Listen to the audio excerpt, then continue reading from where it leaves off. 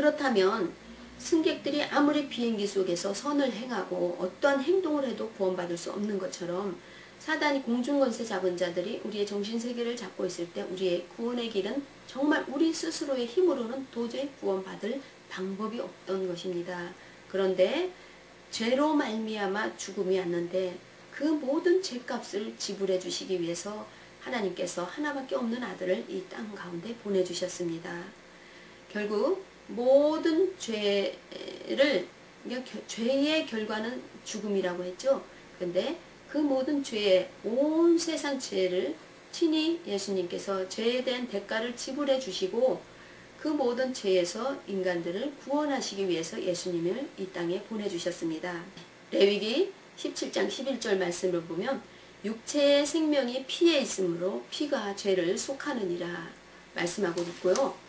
또 히브리서 9장 22절 말씀을 보면 율법을 쫓아 거의 모든 물건이 피로써 정결케 되나니 피 흘림이 없은즉 사함이 없느니라. 피가 없이는 죄의 문제를 해결할 수가 없다고 말씀하시는 것입니다. 내가 그리스도라 하는 많은 사람이 있지만 우리를 위해서 피 흘리시고 죽으신 분은 단 한 분밖에 없습니다. 오직 예수 그리스도가 우리를 위해 그 예수라는 이름의 뜻이 뭐죠? 저가 자기 백성을 저희 죄에서 구원할 자라는 뜻이고요. 예수님이 유월절이 되어서 그 제자들과 성만찬을 하실 때 어떤 말씀을 하셨죠? 마태복음 26장 28절을 보면 이것은 죄사함을 얻게 하려고 많은 사람을 위하여 흘리는 바 나의 피 곧 언약의 피니라고 말씀하셨죠. 예수님은 이 세상의 왕이 되려고 오신 것이 아닙니다. 우리를 위해서 죽으시러 오셨던 것입니다. 그래서 우리의 모든 죄값을 지불해 주시고 부활하신 예수님, 우리의 모든 죄를 대신 담당해 주시고 부활하신 예수님을 정말 내 삶의 주인으로 영접하는 자에게는 자녀가 되는 권세를 주신다고 하나님께서 말씀해 주셨습니다. 요한복음 1장 12절 말씀, 영접하는 자 곧 그 이름을 믿는 자들에게는 하나님의 자녀가 되는 권세를 주셨으니 이렇게 자녀된 권세를 주신다고 말씀해 주셨습니다. 그리고 그랬을 때 5번 그림을 보세요. 그 중간에 말씀 한 번을 더 보도록 하죠. 요한복음 20장 22절 말씀을 보면 예수님이 평안이 있을지어다 이러고 두려워서 이제 십자가를 다 예수님이 그 약속을 이루시기 위해서 이 땅에 오셨고 죽으시고 부활할 것에 대해서 제자들한테 말했지만 제자들은 정말 그 진정한 의미를 알지 못했습니다. 그래서 두려워하고 숨어있는 제자들에게 예수님이 나타나셔가지고 너에게 평안이 있을지어다 라고 말씀하시며 어떤 제스처를 취하시는지 아세요? 숨을 내쉬며 가라사대 성령을 받으라고 말씀해 주셨습니다. 바로 그 십자가를 통해서 우리의 모든 죄에 대한 대가를 지불해 주시고 영적으로 죄로 말미암아 사망에 이르게 된 영적인 죽음이 온 인간들에게 죄에 대한 대가를 지불해 주시고 영을 다시 부어주시는 그런 놀라운 은혜를 발견할 수 있는 것입니다. 결국 흙으로 사람을 지으시고 코에 생기를 불어넣으시니 생명이 된지라고 말씀하신 것처럼 다시금 그 인간들의 모든 죄에 대한 대가를 예수님께서 지불해 주시고 부활하셔서 다시금 성령을 받으라. 숨을 후 내쉬며 성령을 받으라고 말씀하셨습니다. 얼마나 놀라운 말씀입니까? 그리고 예수님께서 승천하시기 전에 요한복음 말씀을 보면 얼마나 많은 이 성령을 보내주시는 약속이 기록되어 있는지 모릅니다. 한번 찾아보도록 하죠. 그래서 바로 영적으로 관계가 끊어졌고 영적인 죽음이 왔기 때문에 거듭나야 된다라고 성경은 말하고 있습니다. 요한복음 3장 말씀에 보면 3장에 보면 유대인의 지도자 니고데모가 와서 어떻게 하면 이 하나님 나라를 볼 수가 있겠습니까? 라고 예수님께 물었더니 예수님께서 3장 3절 말씀 보세요. 예수께서 대답하여 이르시되 진실로 진실로 내게 이르노니 사람이 거듭나지 아니하면 하나님 나라를 볼 수 없느니라.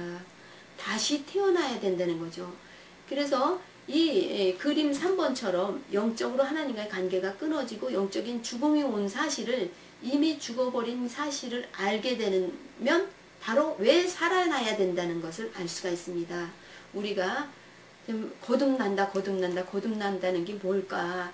죽음에 대해서 알지 못하면 다시 태어나야 되는 것도 모르는 것입니다. 그래서 유대인의 지도자, 성경 말씀을 그렇게 잘 아는 그런 지도자가 예수님께 한 말이 얼마나 엉뚱합니까? 니고데모가 이르되 사람이 늙으면 어떻게 날 수 있사옵나이까? 두 번째, 모태에 들어갔다가 날 수 있사옵나이까? 라고 물었어요. 어머니 뱃속에 다시 들어갔다가 나와야 됩니까? 이렇게 물어본 것이죠. 그랬을 때 예수님께서 5절 말씀을 보면 진실로 진실로 내게 이르노니 사람이 물과 성령으로 나지 아니하면 하나님 나라에 들어갈 수 없느니라. 물은 말씀을 뜻하기도 하죠. 말씀과 성령으로 다시 태어나지 아니하면 하나님 나라를 들어갈 수 없느니라고 말씀하셔요. 그래서 육으로 난 것은 육이고 영으로 난 것은 영이니라고 말씀하고 있는 부분이에요. 그렇다면은 요한복음 1장 12절 말씀을 다시 봅시다.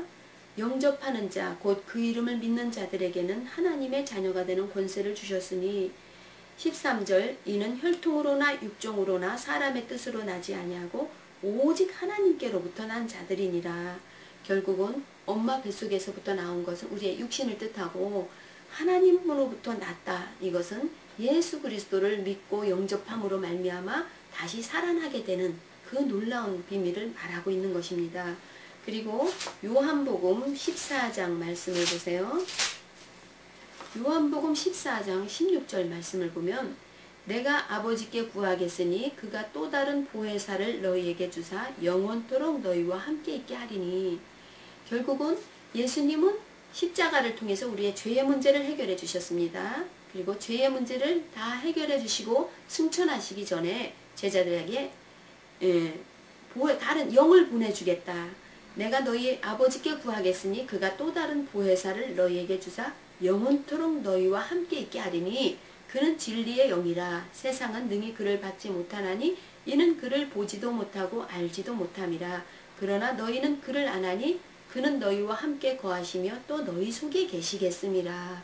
바로 성령이 오셔서 우리 안에 거하실 것에 대해서 말씀해 주셨습니다.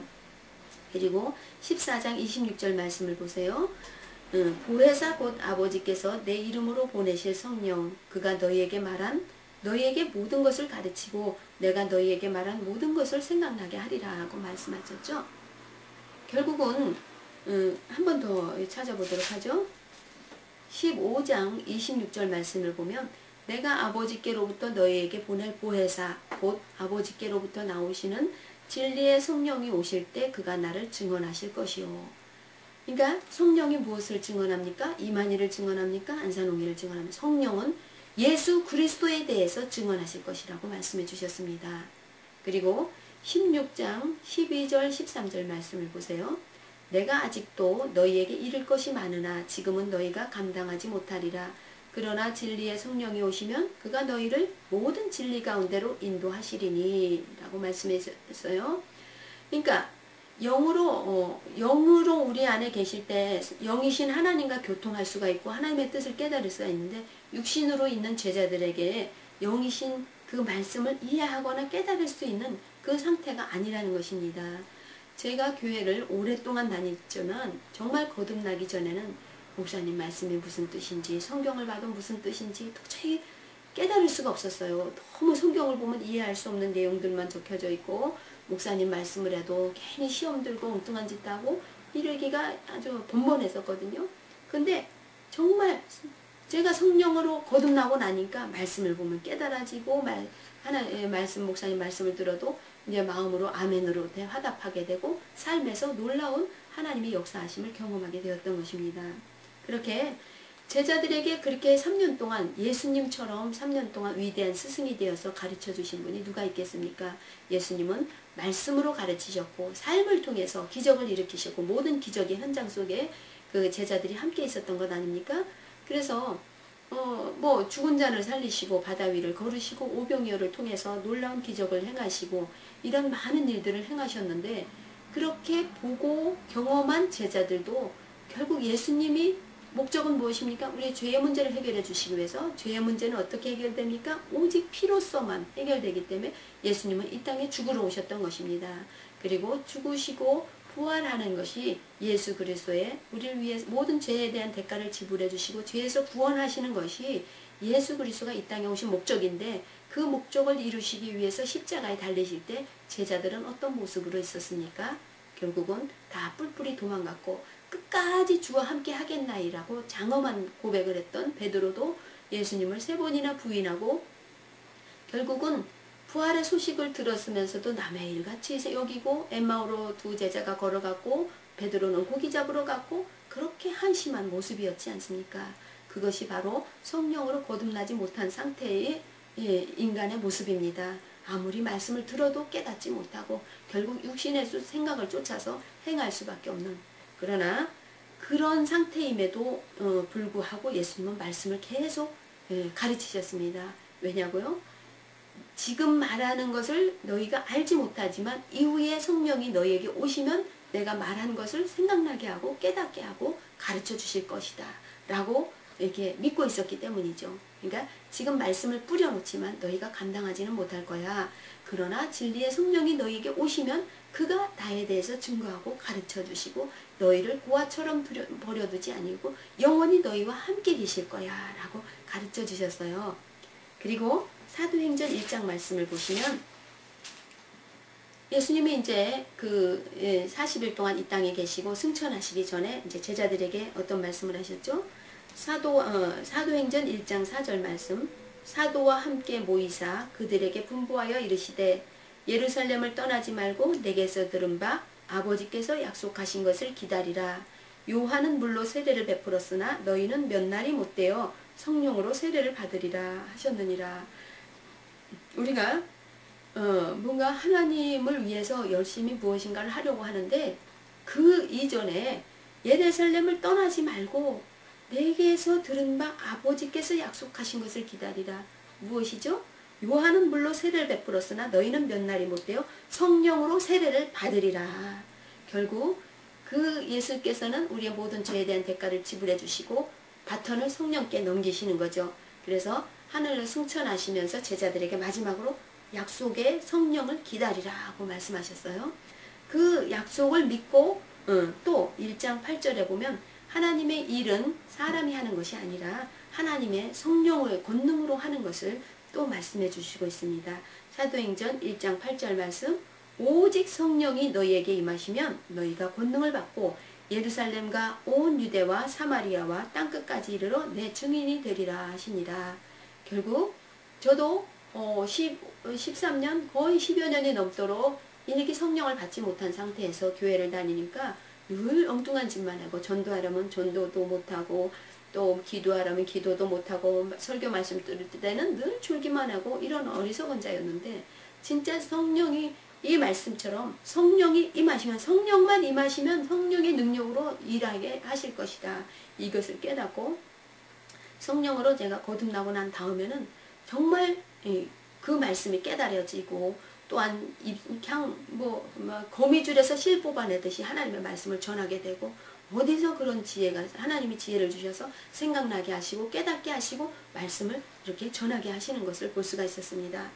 저희 구역 식구들이 3명, 2명, 3명 이렇게 모여서 할 때도 저에게 기도를 시키면 눈앞이 캄캄해가지고 아무것도 저는 이게 오히려 막 시험에 들고 이래서 자꾸 기도시키면 구역 예배도 안 나올 거라고 제가 그랬던 사람이에요. 그런데 몇백 명이 있는 앞에서도 정말 이렇게 담대하게 하나님의 말씀을 전할 수 있는 그런 용기도 주시고 능력을 주셨습니다. 그렇게 성령이 너에게 임하시면 권능을 받고 증인이 되리라 말씀하신 것처럼 그 약속을 믿고 기도하던 120문도에게 사도행전 2장에 보면 성령이 불의 혀처럼 그들 가운데 임해서 성령의 충만함을 받고 성령의 말하게 하심을 따라 다른 언어들로 말하기를 시작하니라. 바로 그 놀라우신 성령이 그들 가운데 강림하신 거죠. 그렇게 성령을 받고 난 제자들의 모습이 어떻게 됐습니까? 예수님 십자가 사건 후에 너무 두려워서 숨고 있고 정말 그렇게 각자 자기 일이나 해야 되겠다라고 다 이렇게 돌아가던 그 제자들이 성령을 받고 나니까 막 왕 앞에 가서도 아그리빠 왕이여 하면서 그냥 담대하게 말씀을 전하고 놀라운 기적과 이적의 현장에 그들이 함께 있으며 그 놀라우신 예수 그리스도에 대해서 선포하기 시작했던 것입니다. 회개하라, 제사함을 받으라, 그리하면 성령을 선물로 받으리라 하면서 그렇게 담대하게 말씀을 선포하는 것을 볼 수가 있었죠. 로마서 8장 말씀에도 또 이렇게 자세하게 나와 있는데 5절에서 9절까지 한번 읽어보세요. 육신을 따르는 자는 육신의 일을, 영을 따르는 자는 영의 일을 생각하나니 육신의 생각은 사망이요 영의 생각은 생명과 평안이니라. 육신의 생각은 하나님과 원수가 되나니 이는 하나님의 법에 굴복하지 아니할 뿐 아니라 할 수도 없습니다. 육신에 있는 자들은 하나님을 기쁘시게 할 수 없느니라. 만일 너희 속에 하나님의 영이 거하시면 너희가 육신에 있지 아니하고 영에 있나니 누구든지 그리스도의 영이 없으면 그리스도의 사람이 아니라. 바로 우리의 육신의 생각, 우리의 육신적으로 참 착한 일 많이 하고 선을 행하고 내가 무엇인가를 하면 그러면 구원을 받을 수 있을까라고 생각하는 부분이 많습니다. 그러나 죽었다 깨나도 육신으로는 하나님 나라를 볼 수 없다고 말씀해 주셨습니다. 그런데 만일 너희 속에 하나님의 영이 거하시면 육신에 있지 아니하고 영에 있나니 그리스도의 영이 없으면 그리스도의 사람이 아니라. 바로 십자가에 달리신 예수 그리스도를 믿고 세사함을 받고 성령으로 다시 태어나지 않으면 하나님의 나라를 볼 수도 없고 그리스도인이 아니다라고 말씀하고 있는 것이죠. 그래서 마지막 때 어떻게 하면 구원을 받을 수 있을까? 많은 사람들이 밖에서 조건을 찾고 있습니다. 언제 어느 때 어떻게 오실까? 그러나 성경은 그렇게 말하고 있지 않습니다. 바로 8장 11절 말씀을 보면 예수를 죽은 자 가운데서 살리신 이의 영이 너희 안에 거하시면 그리스도 예수를 죽은 자 가운데서 살리신 이가 너희 안에 거하시는 그의 영으로 말미암아 너희 죽을 몸도 살리시리라. 예수님은 어떻게 잉태되셨죠? 성령으로 잉태되어서 등종녀 마리아 몸에서 나셨죠?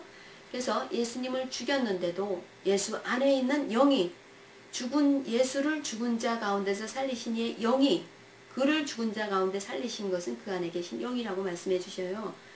그 영이 너희 안에 거하시면 그리스도 예수를 죽은 자 가운데서 살리신 이가 너희 안에 거하시는 그의 영으로 말미암아 너희 죽을 몸도 살리시리라고 말씀하고 계시는 것입니다.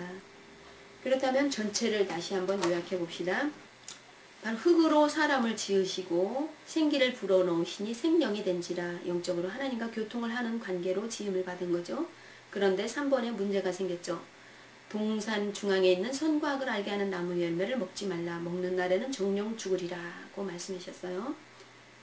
근데 그 말씀에 불순종하고 따먹음으로 말미암아 영적인 죽음이 왔죠. 관계단절이 온 거죠. 그리고 4번 그림처럼 결국은 그 영적인 세계를 사단이 지배하기 시작하면서 온갖 타락과 죄악과 이런 많은 아주 끔찍한 일들을 이 땅 가운데 행하게 이렇게 내버려 두었던 것을 볼 수가 있습니다. 그런데 또 그것과 똑같은 방법으로 지금은 하나님께서 구원의 손길을 펼치고 있습니다. 동산 중앙에 있는 선악과를 먹으면 정령 죽으리라 했던 것처럼 갈보리 십자가 위에 있는 예수 그리스도를 믿으라. 그를 믿는 자는 영원한 생명을 주리라고 말씀하시는 것입니다. 그래서 하와가 마음판에 말씀을 새기고 있지 않았기 때문에 사단의 미혹을 받았던 것처럼 지금도 하나님의 말씀을 가지지 못한 자는 사단의 미혹을 받아서 결국은 말씀이 없는 자는 거듭날 수도 없고 말씀을 가지지 못한 자는 사단의 미혹을 받아서 결국은 멸망의 길을 갈 수밖에 없습니다. 그런데 그 말씀이 무엇입니까? 말씀은 곧 하나님이시오. 그 말씀이 육신이 되어 이 땅 가운데 오신 분이 바로 예수 그리스도십니다. 그 예수 그리스도 갈보리 위에서 내가 그리스도라는 많은 사람이 있지만 오직 우리를 위해서 피 흘리신 예수 그리스도 그분만이 우리의 구세주가 되시는 것입니다. 그래서 지금은 선과 악을 알게 하는 나무 열매 사건은 모든 것은 다 허용하되 단 한 가지 선과 악을 알게 하는 나무 열매를 먹지 말라. 그것을 먹는 날에는 정령 죽으리라 했던 것처럼 지금은 모든 죄악을 저질렀어도 단 한 가지 갈보리 위에서 우리에 대한 죄의 심판을 받으신 예수 그리스도, 죽으시고 부활하신 예수 그리스도를 믿는 자는 영원한 생명을 주리라. 바로 예수 그리스도를 믿고 영접하는 자에게 하나님의 자녀가 되는 권세를 주신다고 말씀하셨죠. 그리고 우리가 잘 아는 말씀 요한복음 3장 16절 말씀 하나님이 세상을 이처럼 사랑하사 독생자를 주셨으니 이는 저를 믿는 자마다 멸망치 않고 영생을 얻게 하려 하심이라. 수많은 말씀이 아닙니다. 전체의 핵심 말씀의 핵심이 되는 예수 그리스도가 과연 나와 무슨 상관이 있는가. 예수 그리스도가 나는 정말 예수 그리스도 없이는 살 수 없는 죄인이며 예수 그리스도를 영접함으로 말미암아 정말 거듭났는가. 내 안에 성령으로 하나님이 이렇게 거듭나게 됐는가. 내 안에 그리스도 영이 있는가. 이것을 이렇게 진짜 성경은 말하고 있습니다. 그래서 예수님을 죽은 자 가운데서 살리신 이의 영이 우리 안에 있으면 우리도 죽을 몸도 살리시리라. 이것은 마치 부화계 속에 유정란과 무정란이 같이 들어가면 유정란은 생명이 돼서 나오고 무정란은 골아서 나올 것입니다. 그와 똑같습니다. 겉은 똑같은 계란인데 유정란과 무정란이 그렇게 차이가 나는 것처럼 우리 안에 그리스도 영이 있는가, 성령으로 다시 태어난 적이 있는가, 그래서 새 하나님의 생명이 내 안에 있는가, 그것이 가장 중요한 핵심인 것입니다. 여기 있다 저기 있다가 무슨 소용이 있습니까? 내 안에 그리스도 영이 없으면 나는 구원을 받을 수가 없는데, 가장 중요한 것은 정말 이번 그림처럼 생기를 불어넣으시고 생명이 된지라 이것이 회복돼야지 성령으로 다시 태어나야지만이 하나님의 자녀가 되는 권세를 받게 되고 거듭나게 되고 하나님 나라를 유업으로 상속을 받을 수 있는 것입니다. 그러면 이 모든 말씀을 다시 한번 마음속에 새기시고 다음에는 이 부분적으로 하나님의 말씀을 나누도록 하겠습니다. 감사합니다.